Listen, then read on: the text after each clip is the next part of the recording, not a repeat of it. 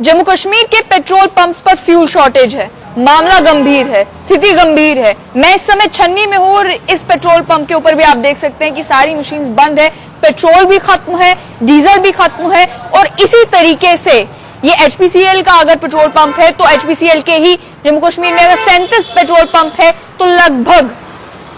12 ही function कर रहे हैं, बाकी पेट्रोल पंप्स अफेक्टेड हैं। वहां पर डीजल की भी शॉर्टेज बताई जा रही है और पेट्रोल की भी शॉर्टेज बताई जा रही है। केवल जम्मू शहर में ही नहीं बल्कि आप डोडा, किश्तवाड़, भदरवा में चले जाएं, कश्मीर में आप किसी भी इलाके में चले जाएं, कुपवाड़ा में चले जाएं, श्रीनगर में चले जाएं, हर एक जगह पर जो पेट्रोल पंप है, पेट्रोल पंप पर जब लोग जा रहे हैं तो उन्हें कहा जा रहा है कि पेट्रोल अवेलेबल नहीं है, डीजल अवेलेबल नहीं है। ये जो फ्यूल की शॉर्टेज है क्यों हो रही है और इसके कारण लोगों ने पैनिक बाइंग करना शुरू कर दिया है। हाथापाई पर लोग उतर आए हैं, लड़ाइयां पेट्रोल पंप के ऊपर हो रही है पेट्रोल और डीजल के लिए। लोग अपने कैनिस्टर भरकर जो है वो पेट्रोल पंप के ऊपर जा रहे हैं कि इसी समय जो है पेट्रोल और डीजल खरीद लेते हैं, बाद में ना जाने स्थिति बदतर ना हो जाए। अगर पेट्रोलियम डीलर्स एसोसिएशन की मानी जाए तो उनका ये कहना है कि आने वाले समय में स्थिति बेहतर हो सकती है, लेकिन जो रिटेल आउटलेट ओनर्स है वो ये कहते हैं कि आने वाले समय में मामला और गंभीर हो जाएगा, स्थिति इससे भी बदतर होने के चांसेस हैं। क्यों? अब इसके लिए समझना जरूरी है कि आखिर ये शॉर्टेज हुई क्यों है। हाँ, इसमें एक रोल इस बात का भी बताया जा रहा है पेट्रोलियम डीलर एसोसिएशन के द्वारा कि जो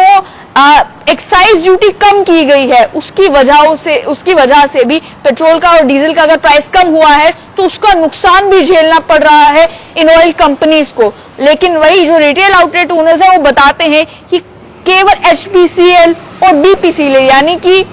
ये एचपीसीएल का पेट्रोल पंप है, इसके अलावा भारत पेट्रोलियम कॉर्पोरेशन लिमिटेड भी जो कंपनी है उसके भी पेट्रोल पंप कई सारे जम्मू कश्मीर में है। ये दो मेन कंपनीज हैं जो सबसे ज्यादा सफर कर रही हैं इन फ्यूल शॉर्टेज की वजह से। ये बताया जा रहा है कि रशिया यूक्रेन वॉर की वजह से एक तरफ जहां क्रूड ऑयल के प्राइसेस बढ़ रहे हैं, दूसरी तरफ जहां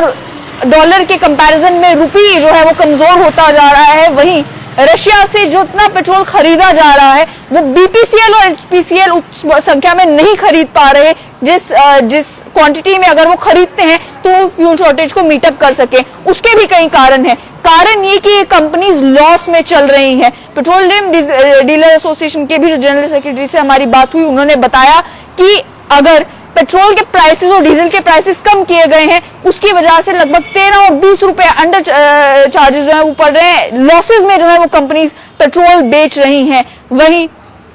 सरकार ने ये सोचा था कि इस लॉस को जो है वो रिकवर करने के लिए, इसे कहीं ना कहीं मीटअप करने के लिए एक काम किया जा सकता है कि आम आदमी पर जो है वो इसका दबाव ना पड़े। इसके चलते जो कंपनी से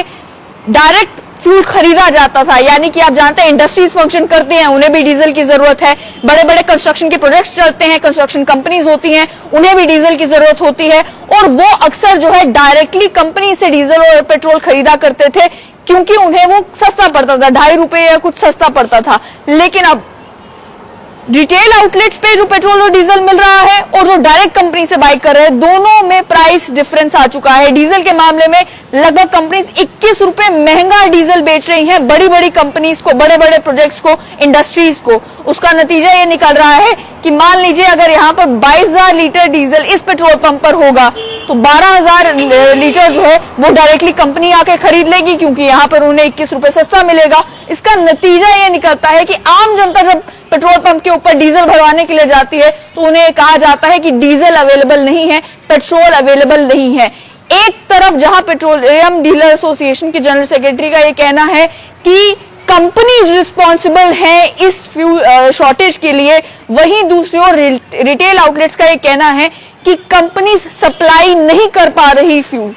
यानी कि अगर इंडियन ऑयल है, एचपीसीएल है, बीपीसीएल है, उन्हें जम्मू कश्मीर में टैंकर भेजने हैं, उन्हें जम्मू कश्मीर में फ्यूल भेजना है तो जाहिर सी बात है ट्रेन में अगर 10 टैंकर इंडियन ऑयल के होंगे, 10 टैंकर एचपीसीएल के होंगे, 10 टैंकर बीपीसीएल के होंगे। एचपीसीएल और बीपीसीएल के मामले में उनका ये कहना है कि वो टैंकर आ ही नहीं रहे क्योंकि कंपनी जो लॉसेस में चल रही हैं वो क्रूड ऑयल खरीद नहीं पा रही, पीछे से शॉर्टेज हो रही है। रशिया यूक्रेन वॉर भी एक फैक्टर है। नतीजा ये निकल रहा है कि 10 टैंकर ना एचपीसीएल के आ पा रहे हैं, ना बीपीसीएल के आ पा रहे हैं और केवल 10 टैंकर के साथ तो ट्रेन आएगी नहीं, इसके चक्कर में इंडियन ऑयल के भी जो पेट्रोल पंप्स है उनको लेकर भी रिटेल आउटलेट्स का ये कहना है कि आने वाले समय में वहां पर भी शॉर्टेज होने की संभावना है, वो भी सफर करेंगे और जितने जम्मू कश्मीर में पेट्रोल पंप्स है वहां पर ये फ्यूल शॉर्टेज वर्सन हो सकती है। लेकिन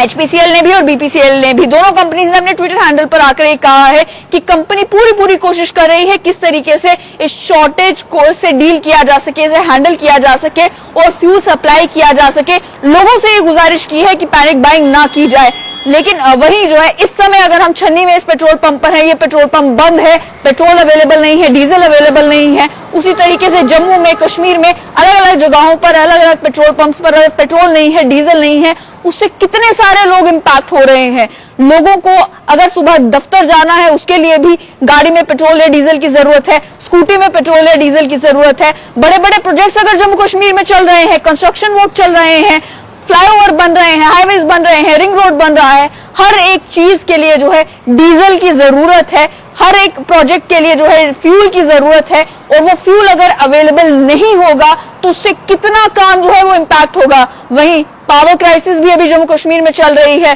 जिसके नतीजे में जब पावर कट्स होते हैं तो जनरेटर अगर चलाना है उसके लिए भी डीजल की जरूरत है। तो आप सोच सकते हैं कि अगर फ्यूल शॉर्टेज रहती है तो उससे कितने सारे काम जो है वो इम्पैक्ट होते हैं। ऐसा भी जो है वो लोग ये कह रहे हैं कि ऑलरेडी हमारे कई सारे काम इम्पैक्ट होना शुरू हो गए, क्योंकि हम जब पेट्रोल पंप पर जाते हैं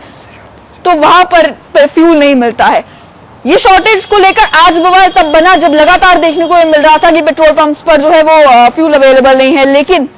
सप्लाई की कमी जो है बताया जा रहा है पिछले 10-15 दिन से चल रही है, सप्लाई नहीं हो पा रही है फ्यूल की, जिसके नतीजे में आने वाले समय में कहा जा रहा है कि सिचुएशन और ज्यादा वर्सन हो सकती है। अभी जिन पेट्रोल पंप्स पर खपत कम होती थी, यानी कि जो पेट्रोल पंप्स गांव देहात में है, दूर दराज के इलाके में है, वहां पर जो है वो शॉर्टेज ज्यादा जल्दी हुई, क्योंकि वहां पर अगर फ्यूल की सप्लाई नहीं हुई और जितना फ्यूल उनके पास था वो खत्म हो गया, तो उसका नतीजा ये निकला कि पेट्रोल पंप बंद करना पड़ा। लेकिन शहर में भी